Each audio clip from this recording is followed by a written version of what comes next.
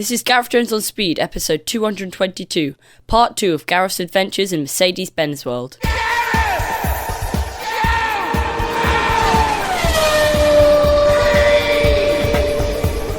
Mercedes-Benz World is a grand old place. It really is very big. We're stationed in what they call the S-Class suite, which is on the first floor. We've got the sort of the run-of-the-mill models downstairs and the slightly posher stuff upstairs. The new S-Class is here, a couple of those. The SL, nice. The SL 500, SL 350, all the SL range, even the little SLK, which looks quite neat these days, doesn't it? But there's something else I want to share with you, because I know you like race cars. Race cars, listen to me, I sound American. Racing cars. And they've got a few of those here as well. A little display called Power on the Grid, brought to you by the Mercedes-Benz AMG Petronas GP team. And they have a display of cars. This is the 2010 model Formula One car, the MGP W01. The first one to bear the Mercedes name again, which Schumacher and Nico Hülkenberg drove. Is it a real car? Difficult to tell these days. It's got a rather nice Burberry checker seat in it. Seriously. Always difficult to tell whether they are real Formula One cars or display cars these days. I think that's a display car. It just seems to lack a little detail. Parked next to it, a Force India, which of course has Mercedes power, and that looks resplendent in its orange, white and green. And next to it now, this is instantly recognisable as a Mercedes-powered Formula One car. It's Mika Häkkinen's 1999 McLaren Mercedes MP414. Yes, he did win the Drivers' Championship in this car, but that year, if I remember, Ferrari won the Constructors' Championship. I was there for the race in Malaysia, if I remember well enough. Ooh, and there's a nice CLK DTM, the C209 from 2004 here, which is a very brutal looking car and offers the kind of performance that you get from the Black Series C63, which I've driven these days.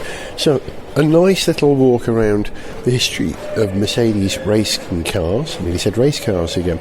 Nice graphics on the wall. And I have to say, there is an exhibit here that I had a part in creating. As you know, Violet and I write for many museums, and we did write something about the SLS for this museum somewhere. I haven't found that display, but if you want to come to Mercedes-Benz World and have a look around, and there is lots to see and lots to do. If you've got young children over a certain age, you might want to let them come and have the driving experience or the off-road experience here, because they can. But check the details of how old you have to be to do that, because you don't want to come here and be disappointed. But if you come here without the expectation of driving, you definitely won't be disappointed. It is a magnificent showroom. Right, time to drive some more cars. Have I saved the best till last? We're about to find out.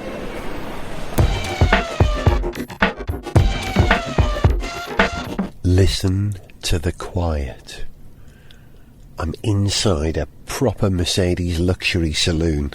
This is the new S300 BlueTech Hybrid L AMG line. So this is an S-Class with a 4-cylinder turbo diesel engine and an electric motor that helps drive it along as well. Let's just have a look at the spec a moment. The engine is a 2.14, rated at 204 horsepower, it says here. But it's also got this electric motor which produces 20 brake horsepower and 260 newton meters of torque. So it should have plenty of heft to it. Let's see. First thing you notice when you get inside is the dash, which isn't real. It's one of those virtual dashes. I've got two enormous screens in front of me. I'd say rather than being 16 by 9, they're 21 by 9. They're very wide screen.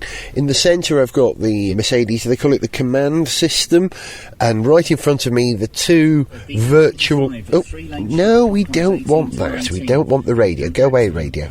Go away. Radio, go away. Go... That's it. Two enormous screens. One which is the Mercedes command system, which is all the entertainment and navigation, and then directly in front of me, a virtual dashboard. Speedo on the left, revs on the right. And again, the same problem I think that Jaguar have with their virtual dash. It looks like a cartoon of a dash. It doesn't look real. It looks like a cartoon. We'll see. Now, I think I've started it. It being a hybrid, it's hard to tell, isn't it? You just put your foot down, take your glasses off, and roll forward, I hope. Have we engaged the gear? We have now. And, yep. I am moving, rolling away in this Leviathan vehicle, which is 5.3 metres long, I think, possibly even 5.4 metres long. We're pulled away with an electric motor, which is the correct thing to do, in my opinion. There are benefits from having a hybrid. One of the greatest benefits is that you pull away silently until the motor bump starts, which I think is a much better idea than stop-start. If you've got an electric motor, use it to recover your energy and use it to pull away gracefully. This car's also got a head-up display. It's projecting the speedo for me. I'd say just between me and the position of the three-pointed star that stands proud on the bonnet. Ideally, it would be in the deep middle distance, roughly where the car ahead is, but it's not. And it's certainly in a better position there than it would be on the dash in front. But hey, we've wafted away very quietly. A four-cylinder S-Class. Have they made a four-cylinder S-Class before? The other thing that you notice getting into an S-Class is that the steering wheel it's hard. It's not like a soft padded one. The top half of it's almost like Bakelite. And you know what? That's really nice. It feels like you're going into a posh office. Right, roundabout. Here we go. Long car round the roundabout. It's been a while since I've driven an S-Class. Back in the 90s, I actually had a chauffeur for a while who would drive me to and from the airport, but because he had an S500, if I remember right, he knew that I liked cars. He used to let me drive it, and that's always the better option, I think. Who wants to be wafted around in a car when you could do the wafting yourself? It's quiet in here. Very quiet. We're standing still at the moment. Now we're rolling. You can hear a faint but not much more. I like this.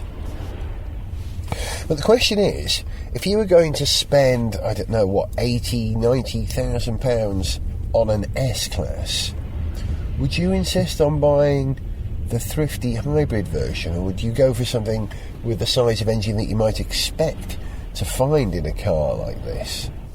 I think you might, unless the boss of your corporate budget had a green policy and insisted that you drove a car which wasn't wasteful.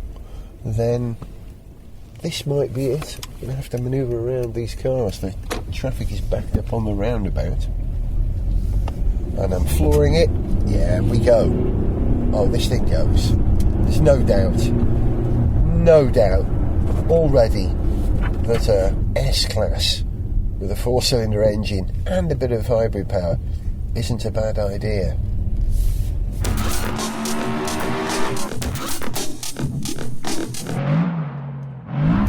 Traffic is really pretty heavy now. It's Friday and we're on the fringes of London. People are already starting to plan their weekends. I wish I had this car for the weekend. I would gladly smooth up the motorway home to North Wales in this.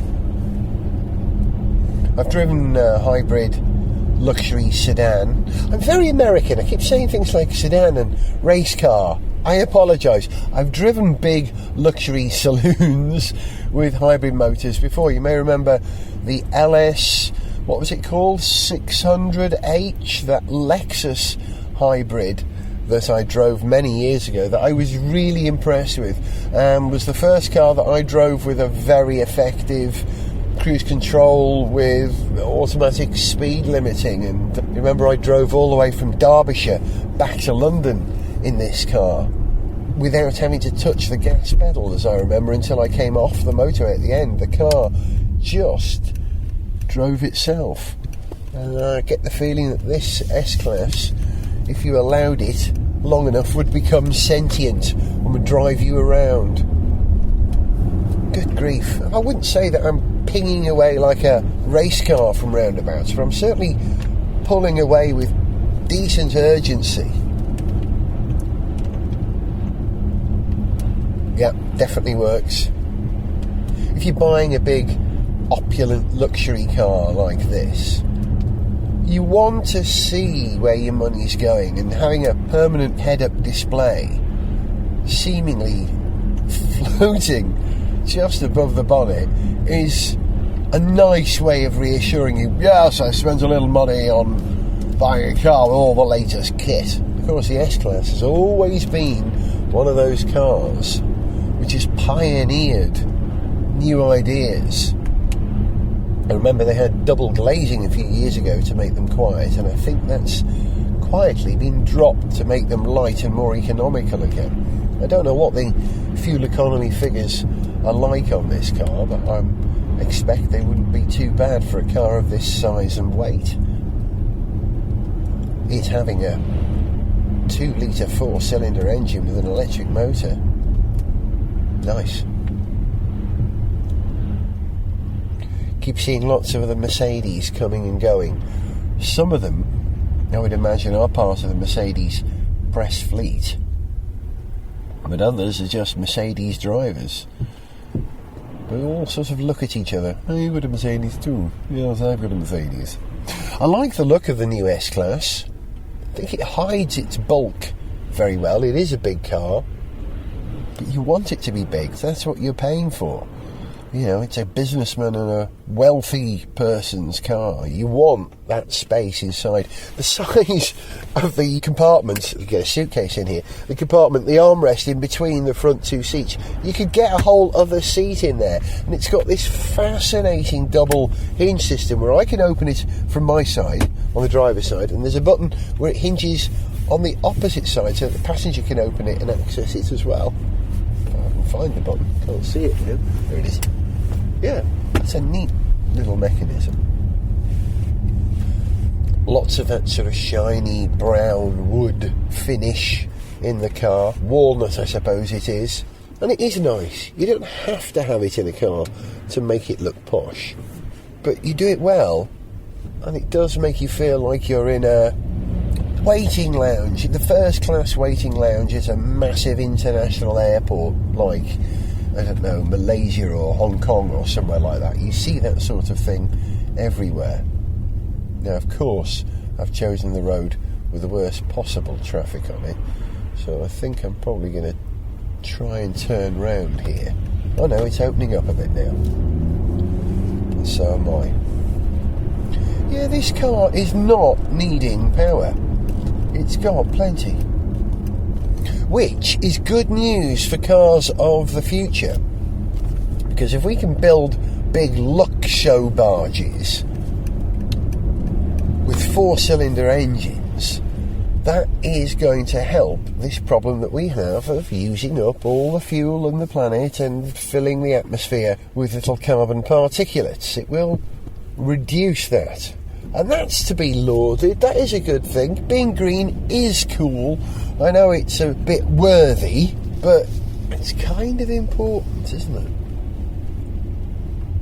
I bet someone's done the maths to explain that this car is probably as green in some ways as that Tesla that I saw this morning. I wonder. It certainly has fewer precious metals on board, because the Tesla is several thousand mobile phone batteries, isn't it? Oh, this is interesting. I've never noticed this on a Merc before, but on the wheel, at the bottom of the wheel, it says Mercedes-Benz in a sort of a script, a font of which I've not seen before in a Merc, sort of a handwritten kind of thing. I'm going to take a nip up the motorway in this for a little bit towards Portsmouth. So be careful with a car like this, you might end up in Portsmouth before you realise. It is a filthy, stinking day today. It is grey, it's drizzly, the road is absolutely slimy, slippy. I feel sorry for the motorcyclists who don't want to stop quickly on a day like this, surely. I feel quite confident that this thing will stop, because, as you know, a car should stop as well as it goes, unless you're Ettore Bugatti, who says that a car is not for stopping, it's for going. M25 long delays, it says, so I'm going to go on the A3. Changes down, revs up to 4, then down to 2,000 revs again. Biggest noise in this car is the sound of water hitting the windscreen. Can you hear that click, click, click, click? That's just the sound of the rain, not much else. That little 4-cylinder engine bashing away quietly. It's probably so lost in the engine bay, it's surrounded by the equivalent of 10 sleeping bags of sound insulation. We're doing proper motorway speeds now. Nice and quiet. Ooh, I've just seen the traffic coming off this road in the other direction. Nasty. If I'm going to get back in time to get home, I better look for an exit, I suppose. Gareth Jones on speed.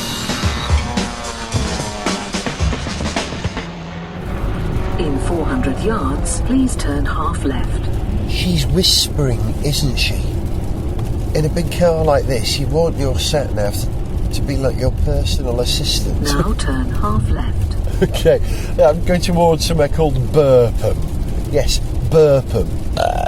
Sorry. Someone had to do that, and there's only me here, so I thought it should be me. Please leave the roundabout at the second exit and continue to follow A3100. Yes, A3100. You feel like you're going to say something else, my darling. But you didn't.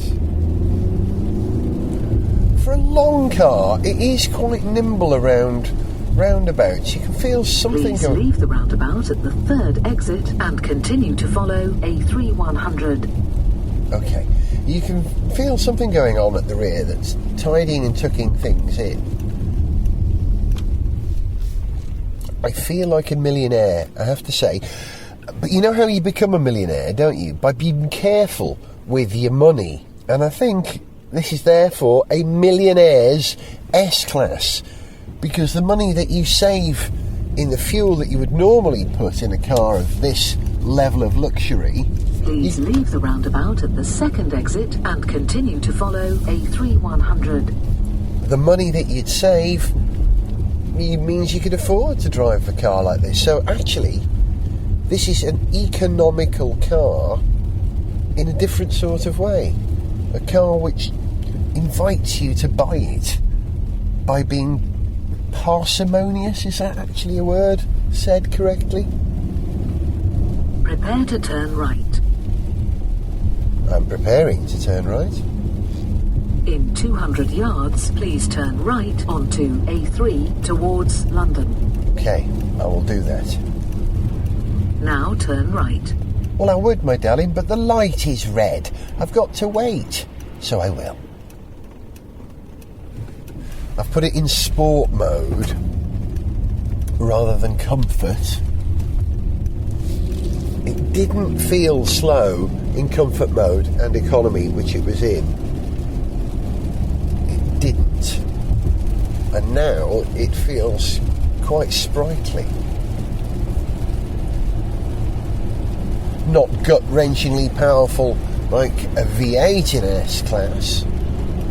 But it doesn't feel inadequate. It feels like it wants to play.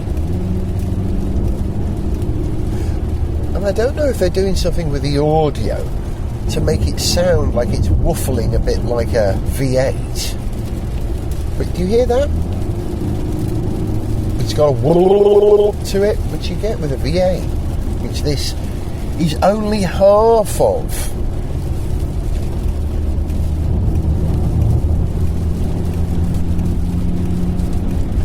And in terms of ride, it really is a glider, this car.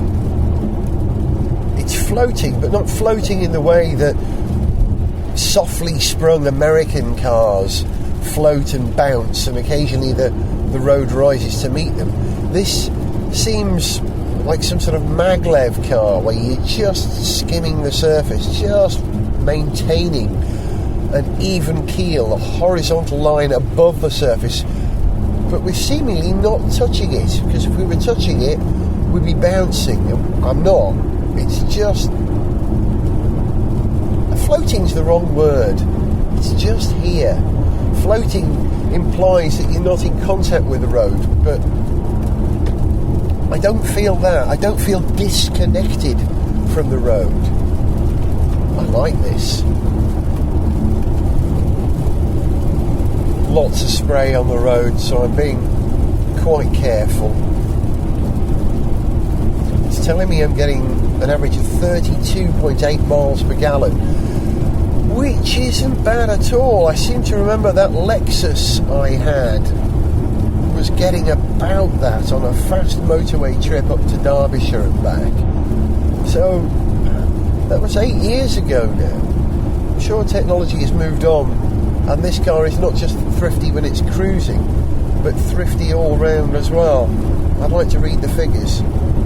You might want to do it for me. Go on the Mercedes-Benz website, have a look at what they're quoting. Save me a job. Yeah, this car's special. I'm going to select comfort now. It'll become even more special. Think of the money I'm saving simply by driving this car. That's it. You've been listening to Gareth Jones on Speed. I hope you've enjoyed my quick and dirty reviews of the 3 Mercedes-Benz I've driven today, the CLA, the GLA and this S300 hybrid. If I had to choose between them, it's not a difficult decision. You'd go for the most opulent, wouldn't you? And especially if it was as thrifty as the others, which I rather suspect this car is. But I don't know, if I really got a favourite, they're all good cars. The CLA impressed me the least, but it was still impressive. The GLA is very attractive and makes lots of sense, but this is the car I'd rather... Keep right. Okay, I'm keeping right. But this is the car I'd rather drive home in, but I've got to deliver it back to Mercedes-Benz World, which is a great shame, and such is the plight of the motoring journalist. I hope you've enjoyed this little joyride today. Please keep right and continue to follow A3 towards London. See you for another Gareth Jones on Speed soon. Keep right. I was Gareth, but you knew that, didn't you? See ya. To send us an email, see pictures, get song lyrics, join our Facebook fan site, follow us on Twitter, or to find out about sponsorship opportunities, go to garethjones.tv. Gareth Jones on Speed is made in London by Whiz Bang. Gareth Jones on Speed!